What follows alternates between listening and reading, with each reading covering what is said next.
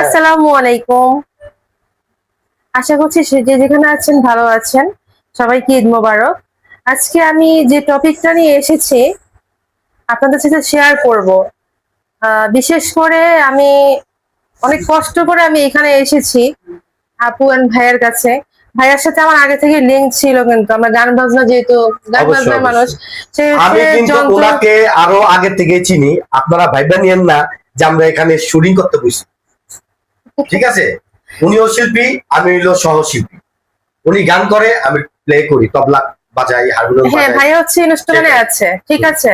কিন্তু এতদিন সেটা প্রকাশ করি নাই, কারণ আছে। কারণটা হচ্ছে আমি বলবো আজকে। কথাটা হচ্ছে যে আমি বর্তমানে আমার যে ডিভোর্স হয়েছে, আমার এক্স বর যার সাথে আমার ডিভোর্স হয়ে গিয়েছে, সে হচ্ছে যে আমার সাথে অনেক মিথ্যা কথা বলেছে। প্রতারণার শিকার হয়েছে আমি।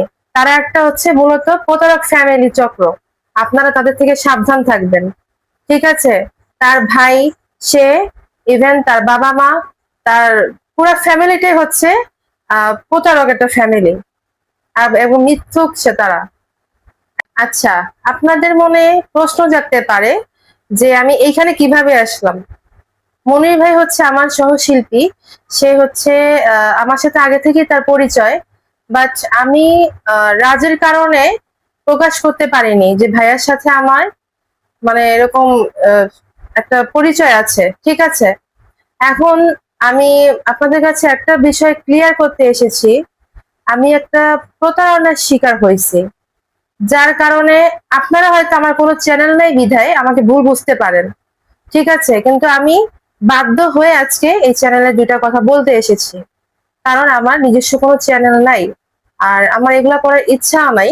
যার কারণে আমি ভাইয়ার সাথে যোগাযোগ করে আজ আমি এখানে এসেছি আপনাদের কাছে ক্লিয়ার করার জন্য। আচ্ছা, এখন বিষয়টা হচ্ছে, রাজ আমাকে বলেছে যে আমার ফ্যামিলিটা প্রতারণার মানে প্রতারক করে আমার ফ্যামিলিটা। রাজ বলতেছে আপনার ফ্যামিলি, আপনার পুরো হ্যাঁ, ফ্যামিলি প্রতারক, প্রতারক, এটাই বলতেছে। পুরা ফ্যামিলিতে প্রতারক, ঠিক আছে। আমরা নাকি মানুষের কাছে কাবিন নামা উসুল করি এইসব করে। আমার যে বর্তমানে ডিভোর্স হয়েছে, আমি তাকে বলেছি যে আমার কোনো কাবিন নামার প্রয়োজন নাই, কিন্তু আমি এখন কেন কাবিন নামা উসুল করতে চাচ্ছি, কারণ সে আমাকে প্রতারণার অপবাদ দিয়েছে, যার কারণে আজকে আমি কাবিন নামা নিতে বাধ্য হচ্ছি, ঠিক আছে।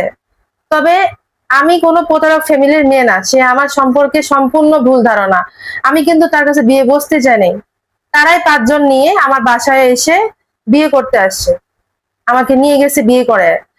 তো একটা কথাই বলবো, তার প্রত্যেকটা বিয়ে মানে ফ্যামিলিগত ভাবে হয়েছে, ঠিক আছে। এখন আমি একটা কথা বলবো যে আহ রাজদা সম্পূর্ণ মানে আমার সাথে ফল্ট করেছে। তারা হচ্ছে মিথ্যা কথা বলে মানুষের সাথে, আমার ফ্যামিলির সাথেও বলছে যে তাদের ফ্ল্যাট আছে, তাদের জমি আছে, তাদের আল্লাহ একটু করতে দিয়েছে, কিন্তু আমরা তার মুখের কথাটা বিশ্বাস করে ফেলেছি। আমার ফ্যামিলি তো অবশ্যই এগুলো দেখতে যাবে বিয়ে দিতে গেলে, কারণ আমি একটা মেয়ে মানুষ, আমার অবশ্যই ভবিষ্যৎ বলে কিছু একটা আছে, ঠিক না? আপনারাই বলবেন। এখন আমি বিয়ের পরে শুনলাম যে তাদের কিছুই নাই, খোঁজ খবর নিয়ে দেখি তাদের কিছুই নাই।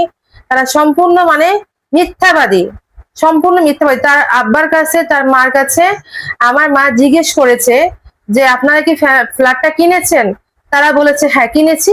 কত দিয়ে কিনেছি সেটা জানি না, আমার ছেলে জানে। পরবর্তীতে আমরা খোঁজ খবর নিয়ে দেখি যে তাদের কোনো কিচ্ছু নাই, জমিও নাই, কোনো ফ্ল্যাটও নাই, কোনো কিছু নাই, ঠিক আছে।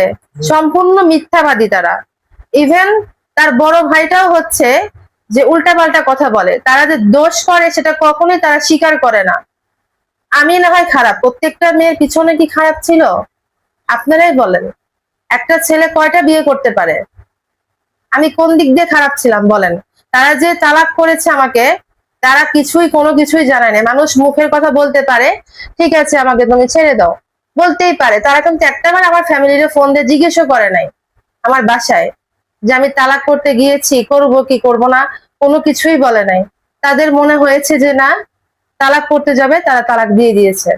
কিন্তু তারা আমার নামে একটা মিথ্যা কথা বলতেছে যে আমি নাকি আমার এক্স যে বর ছিল, আগের আমার একটা বিয়ে হয়েছিল, আমি 1 সপ্তাহ সেখানে সংসার করি নাই, ঠিক আছে, তারা বলতেছে আমার বাচ্চা আছে 7-8 বছরের। এটা কি সম্ভব আপনারা বলেন? বিয়ের পর পরে কি মানুষের বাচ্চা কাচ্চা হয়ে যায়? মানে আমার মাথায় কাজ করতেছে না, যারা এমন ভাবে মিথ্যা কথা বলতেছে সেখানে মনে হচ্ছে যে না আমার অবশ্যই বাচ্চা কাচ্চা আছে।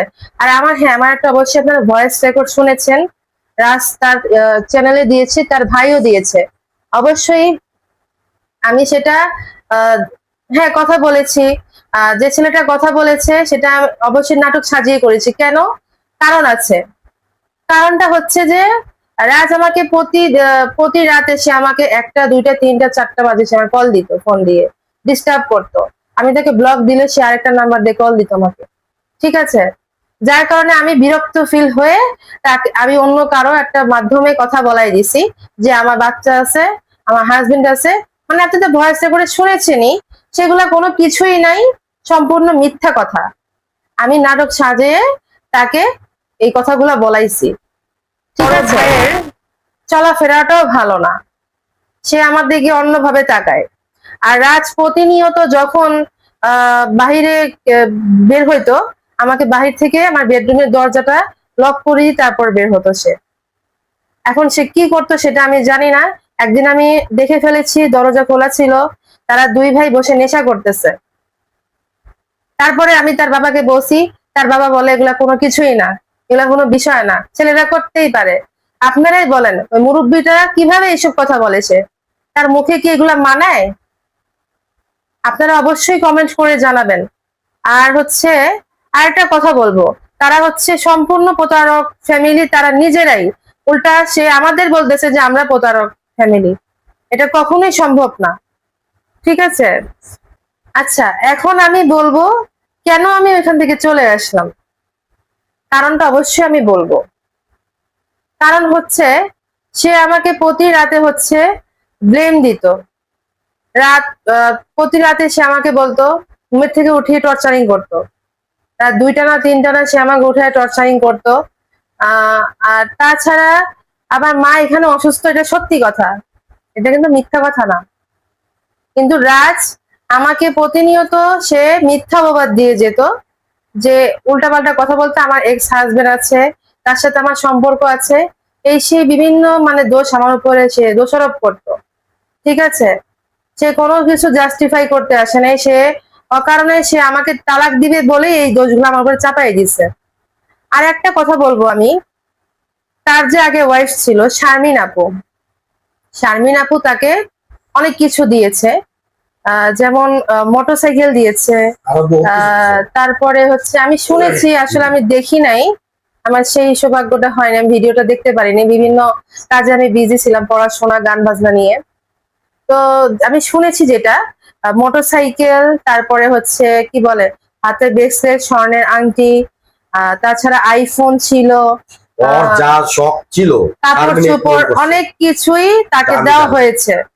ইভেন ঠিক। সে আমাকে ইঙ্গিত করে, সেই শারমিন আপুকে ইঙ্গিত করে সে আমার কাছে এগুলো যৌতুক চাচ্ছে যে আমাকে এগুলো দিতে হবে। শারমিন আপু যেগুলো যেগুলো দিয়েছে সে আমার থেকেও সেগুলো দাবি করতেছে। সে কিন্তু জানে যে আমি মানে কি কোন ফ্যামিলির মেয়ে, আমার যে কি সম্পত্তি আছে না আছে সে কিন্তু জানতো। জেনে শুনে সে আমাকে বিয়ে করতে আসছে যার ফ্যামিলি নিয়ে। ইভেন সে আমাকে টর্চারিং করে অনেক কিছুই বলতো। সে আমাকে খুব মানে বাজে ভাষায় গালাগালি করতো। তার মাও আমাকে অনেক কিছুই মানে ইঙ্গিত করে কথা বলতো। ঠিক আছে, তার বাবাও, তার ভাইও। এখন আমি একটা কথা বলবো, আমি তো তারে রাখার জন্য আমি এত কিছু দিতে পারবো না। শারমিন আপু দিছে ভালো কথা, তার অ্যাবিলিটি ছিল, সে দিয়েছে। আমি এই মুহূর্তে তাকে কোনো কিছু দিব না, কারণ তাকে আমি জাস্টিফাই করতেছি। তার ভিতরে দেখলাম যে তার মেন্টালিটি প্রবলেম, তার কিন্তু শারীরিক প্রবলেমও আছে। সে কিন্তু নেশার মধ্যে, নেশার জগতে তারা দুই ভাই মিলে দরজা লাগিয়ে নেশা করত। ইভেন তার বাবা মা এগুলা কোনো কিছুই মনে করে না। ঠিক আছে, ও হচ্ছে আমি বলি ওর কিন্তু শারীরিক সমস্যা আছে। আর সে কিন্তু সিমেল টাইপের, মেয়েলি টাইপের। ঠিক আছে, তার ভিতরে সে স্বভাবটা আছে, সে কিন্তু সেই টাইপের, সে কোয়ালিটিরই। আপনারা কিন্তু তার ভিডিও দেখলে বুঝতে পারবেন। আর তার সাথে যেহেতু আমি 10-15 দিন যাই সংসার করে না কেন, আমি কিন্তু তার এই যে এইসব চলাফেরা বা তার সাথে তো সংসার একদিন হলেও করছি, আমি কিন্তু বুঝতে পেরেছি তার সম্পূর্ণ মানে সিমেল কি বলবো, তার তার চলাফেরা কোনো কিছুই ভালো না। এখন আমি একটা কথাই আপনাদের বলবো, তার ফ্যামিলি কিন্তু জানে আমি আমার বাবার একটা মাত্র মেয়ে, ঠিক আছে, আমার অঢেল সম্পত্তি আছে। তো সে এইসব লোভে পড়ে আমার গাড়ি, আমার হচ্ছে ফ্ল্যাট, আমার জায়গা জমি, টাকা পয়সা এগুলো দেখে তার ফ্যামিলি নিয়ে সে মাইক্রো নিয়ে আমাকে বিয়ে করতে আসছে। কোথায়? কাচ্চি ভাইতে, ঠিক আছে। সে লোভে পড়ে, সম্পূর্ণ লোভে পড়ে সে আমাকে বিয়ে করতে আসে। সে পারে নাই কোনোদিন একটা আমাকে 3 পিস দিতে। এই 10-12 দিনে সে পারে নাই একটা 3 পিস কিনে দিতে। একটা মেয়ে কি একটা শাড়িতে পরেই শ্বশুর বাড়ি থাকবে? প্রত্যেকটা জামা কাপড় আমার বাসা থেকে নেওয়া। আপনারা যে করে ড্রেস দেখছেন আমার তার আলমারিতে, আমার পরানো ড্রেস গুলো, প্রত্যেকটা ড্রেসই কিন্তু আমার বাসা থেকে নেওয়া। সে কিন্তু পারে নাই 500 টাকা 1000 টাকা দিয়ে একটা 3 পিস আমার কিনে দিতে, তার সেইটুকু অ্যাবিলিটি নাই, ঠিক আছে। একটা কথাই বলবো, আপনারা ওনাদের থেকে সাবধান থাকবেন। তারা কিন্তু মানে প্রতারক ফ্যামিলি সম্পূর্ণটা, তারা মানে এটা একটা রূপ, তাদের রূপ, ঠিক আছে, বহুরূপী তারা। তারা হচ্ছে এগুলা করেই খায়, একের পর এক তারা বিয়ে শাদী করে, ঠিক আছে, বউ চেঞ্জ করে, 10 দিন না যাইতে আবার আরেক জায়গায় মেয়ে দেখে, বিয়ে শাদী করে। তার ফ্যামিলি হচ্ছে লুজ ক্যারেক্টার, লুজার, এগুলো বিজনেস নিয়ে বসে। তাদের হচ্ছে ইউটিউব চ্যানেলটা হচ্ছে বউ ছাড়া চলবে না। আমি যখন বলছি যে আমি তোমার ভিডিওতে যাব না, তারপর থেকে তার সাথে আমার এই ঝগড়াঝাটি গুলা লেগে গেছে। বুঝতে পারছেন ভাইয়া আপু? এখন বুঝতেছি। হ্যাঁ, এরপর থেকে আমি যখন বলেছি, সে কিন্তু নিজের মুখে বলছে যে আমার ওয়াইফ ভিডিওতে আসবে না। হ্যাঁ, তার কিন্তু এই ভিডিওটাও আছে। এখন কেটে দিছে কিনা আমি সেটা জানি না। এখন আপনাকে নিয়ে করা সব ভিডিও সে ডিলিট করে দিয়েছে। হ্যাঁ, delete করে দিছে, কোনো প্রুফ রাখতেছে না। প্রুফ রাখতেছে না, কারণ অনেক সময় যেহেতু আপনি যদি কথা বলতে পারেন হ্যাঁ, সে তাহলে ভয়তে ছিল হ্যাঁ, যে আমি যদি দুটো কথা কোনো চ্যানেলের মাধ্যমে এসে বলি তারপর সবকিছু ফ্ল্যাশ হয়ে যাবে। সেই বলে না, আপুর ভাইয়া বলছিল, একদম রাইট বলছে, সত্যি কথাই বলছে। তারা বউ রাখছে, তাদের ওয়াইফ ছাড়া ইউটিউব চ্যানেল কেউ দেখবে না। তারা সম্পূর্ণ মানে বউ দিয়ে তারা ভিডিও করায় খায়। আজকে এই ভিডিও করার পর তোমাদের বলতাছি, আজকে এই ভিডিও করার পর যদি তোমরা আরো কিছু করতে চাও, এটা কি ভাই? এটা কিছু না, আরো কিছু আছে সামনে, এইটাও দেখবা।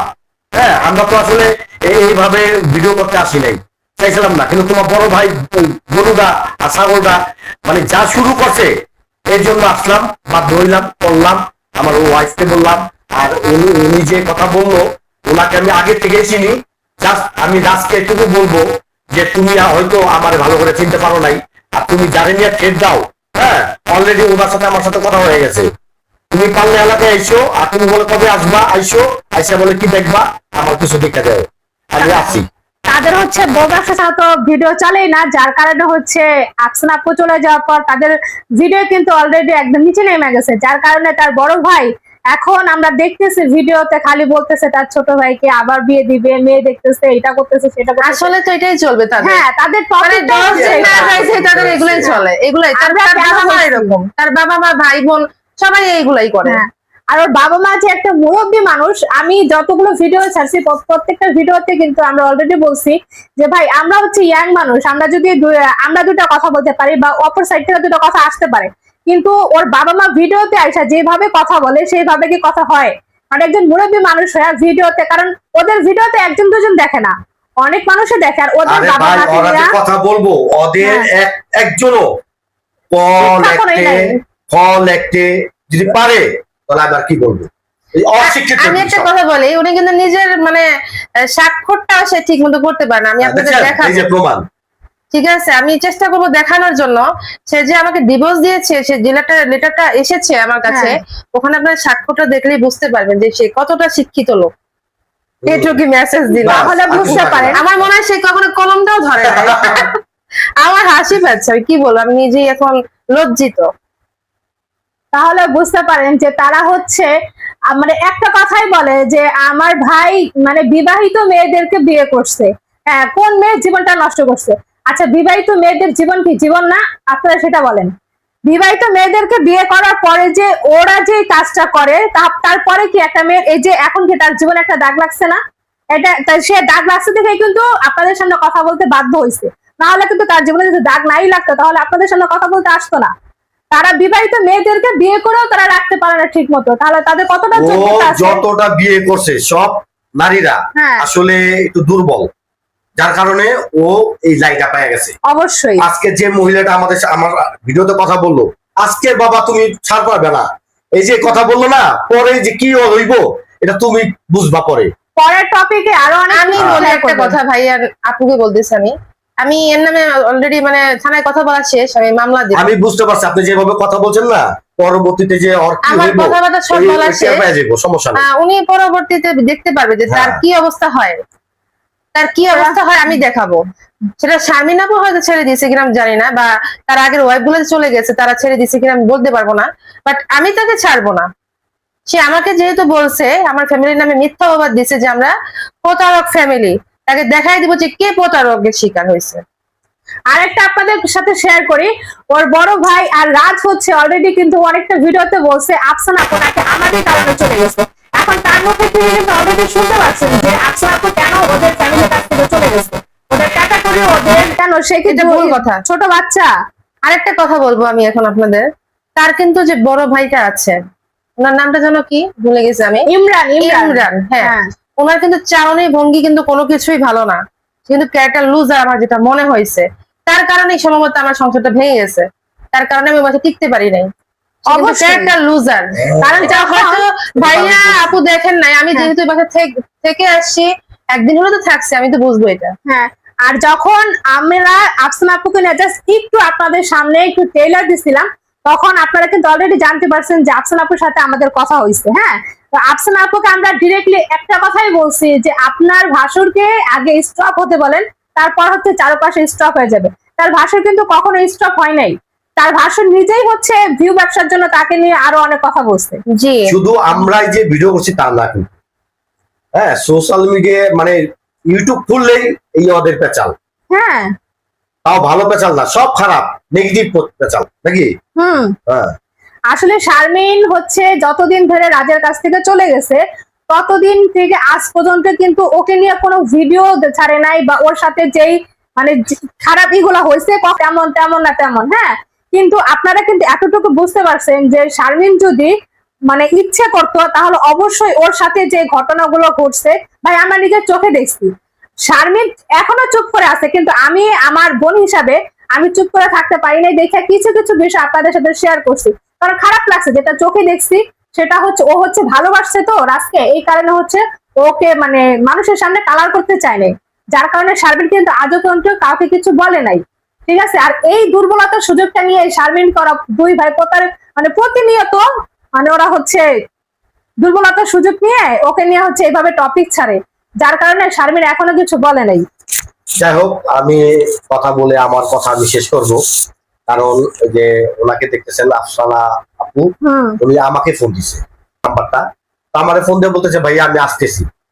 তো আমি বলতেছি ঠিক আছে, তো আপনি আসবেন কি কারণ, তো কথা আছে, তো কথা আছে বইলা এই আজকে এই কথা নিয়ে বসলাম। আবার অনেকে মিন করতে পারেন যে ওরে পাইলো কোথায় থেকে, এই জন্য কথাটা আমি ভেঙে দিলাম যে উনারে আমি চিনি, উনিও আমারে চিনি আগের থেকেই। হ্যাঁ, এটা আমি পরিচয়টা গোপন রাখছিলাম আর কি, বলি নাই, অনেক রাজের কারণেই শুধু। এখন আপনি বলেন, বলে বিদায় করেন। আমার ছেলে আছে একটা, আমার ছেলে কিন্তু হাইট করেছে, ঠিক আছে, এটা আমি জানতাম না। বর্তমান যে আছে মেয়েটা রাইসা মনি, এটা আমি জানি, এটা সে হাইট করে নাই, কিন্তু তার যে বড় ছেলে আছে, তার একটা সন্তান আছে বড়। কয় বছর হবে আপু এটা? আমি আসলে ছেলে হচ্ছে না হলো প্রায় 10 বছরের উপরে হবে। হ্যাঁ, 10 বছরের ধরেন 12-13 বছর এরকম তো অলরেডি হবেই, যেহেতু মেয়ের বয়স অলরেডি দেখতেই পাচ্ছেন যে 7 বছর রানিং চলতেছে। ছেলে হচ্ছে বড় 12-13 বছরের, মানে ওর ওয়াইফই হচ্ছে নিজে আমাদেরকে বলছে যে ওর ছেলের বয়স এত, আর প্রথম ঘরে এটা। হ্যাঁ, প্রথম ঘরের ছেলে। তো এই ক্ষেত্রে মানে ওরা যে কত টর্চার সহ্য করছে, মারধর সহ্য করছে, মনে করেন খাবারের কষ্টও করছে, সবকিছু মিলিয়ে তার ওয়াইফই হচ্ছে নিজেরাই আমাদের কাছে বলছে তার মানে তাদের মা বাবাদের তাদেরকে কত টর্চার করছে, টিকতে না পারা তাদেরকে হচ্ছে তারা পড়াইতে বাধ্য হচ্ছে, আমার সিচুয়েশন দেখুন।